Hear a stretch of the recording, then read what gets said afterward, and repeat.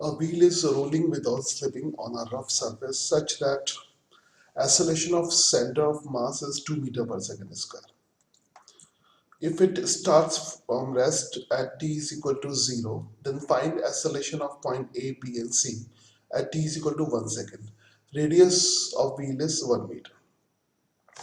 इसमें गिवन है कि इसके सेंटर ऑफ मास का जो एक्सेलरेशन है, सेंटर ऑफ मास का acceleration that is 2 metre per second square. तो a की वैल्यू गिवन है, a is equal to 2 metre per second square. तो सेंटर ऑफ मास का एक्सेलरेशन यहाँ पे 2 मीटर पर सेकंड स्क्वायर. सबसे पहले तो ये रोलिंग विदाउट स्लिपिंग कर रहा है, इसका मतलब ये रोटेट भी करेगा. तो रोटेशन का जो अल्फा है वो इस डायरेक्शन में होना चाहिए. ठीक है, उससे क्या होगा, उससे ए इधर हो जाएगा और आर अल्फा बैकवर्ड डायरेक्शन में हो जाएगा. ठीक है, और रोलिंग विदाउट स्लिपिंग की कंडीशन लगनी चाहिए. तो रोलिंग विदाउट स्लिपिंग की कंडीशन क्या है, a is equal to r alpha. ठीक है, तो उसके अकॉर्डिंग पॉइंट ए का हॉरिजॉन्टल एक्सेलरेशन 0 होना चाहिए, यानी पॉइंट ए का सरफेस के रिस्पेक्ट में एक्सेलरेशन कितना होना चाहिए, 0. तो इस कंडीशन को यूज करके हम पहले तो अल्फा की वैल्यू निकाल सकते हैं. ए की वैल्यू कितनी गिवन है, 2 metre per second square, radius है 1 मीटर अल्फा. तो यहाँ से अल्फा की जो वैल्यू है वो कितनी आ जाएगी, 2 रेडियन पर सेकंड स्क्वायर. ठीक है, तो ये तो पहले अल्फा की वैल्यू आ गई. ठीक है, ये अल्फा की वैल्यू आ गई. ओके, आफ्टर दैट हम अल्फा की वैल्यू फाइंड करने के बाद अब हम पहले ए का एक्सेलरेशन निकालें.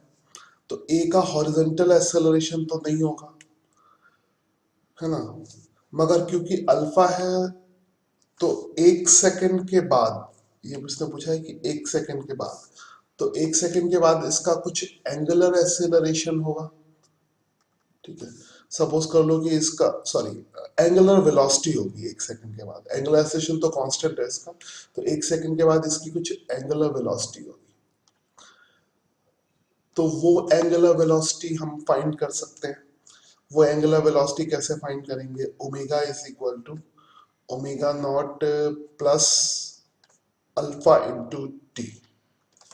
इसकी इनिशियल एंगुलर वेलोसिटी तो 0 है, प्लस अल्फा की वैल्यू गिवन है 2 इंटू टाइम कितना है, 1 सेकेंड. इसका मतलब 1 सेकेंड के बाद इसकी एंगुलर वेलोसिटी कितनी आ जाएगी, 2 रेडियन पर सेकेंड. तो ये तो 1 सेकेंड के बाद इसकी एंगुलर वेलोसिटी आ गई. नाउ अब यहां पर ए पॉइंट का हॉरिजॉन्टल तो कोई एक्सेलरेशन नहीं होगा, ओमेगा की वजह से सेंटर की तरफ इसका एक्सेलरेशन होगा, एंड दैट विल बी कितना, आर ओमेगा स्क्वायर. ठीक है, तो इसका मतलब हम अगर ए पॉइंट का एक्सेलरेशन हमें लिखना है, एक्सेलरेशन ऑफ पॉइंट ए वो कितना हो जाएगा, वो सीधा हम वेक्टर फॉर्म में लिखते हैं. अगर i cap j cap use कर रहे हैं तो वो हो जाएगा r omega square j cap. ठीक है, आर की वैल्यू 1 है, ओमेगा 2 है, तो 2 का स्क्वायर जे कैप. यानी ए पॉइंट का जो एक्सेलरेशन है वो कितना आ जाएगा, 4 जे कैप. ये तो ए पॉइंट का एक्सेलरेशन हो गया. ठीक है, नाउ उसके बाद हमें फाइंड करना है बी पॉइंट का एक्सेलरेशन.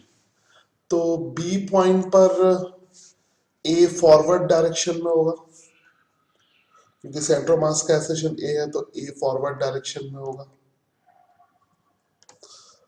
आर अल्फा अल्फा की तरफ होगा, तो ये आर अल्फा हो गया, ठीक है। और इसमें एक और एक्सेलरेशन होगा, आर ओमेगा स्क्वायर, जो सेंटर की तरफ होगा, आर ओमेगा स्क्वायर, ठीक है। इन सब की वैल्यूज पुट कर लें। आर अल्फा की वैल्यू कितनी होगी, आर की वैल्यू तो 1 है, अल्फा 2 है, तो ये 2 आ जाएगा। नाउ ए की वैल्यू कितनी हो जाएगी, ए की वैल्यू दे रखी है 2, और आर ओमेगा स्क्वायर हमने यहाँ पे कैलकुलेट किया था, आर की वैल्यू 1, ओमेगा स्क्वायर मतलब 2 का स्क्वायर 4। तो हम फिर बी पॉइंट का एक्सेलरेशन को क्या लिख सकते हैं, आई कैप जे कैप में।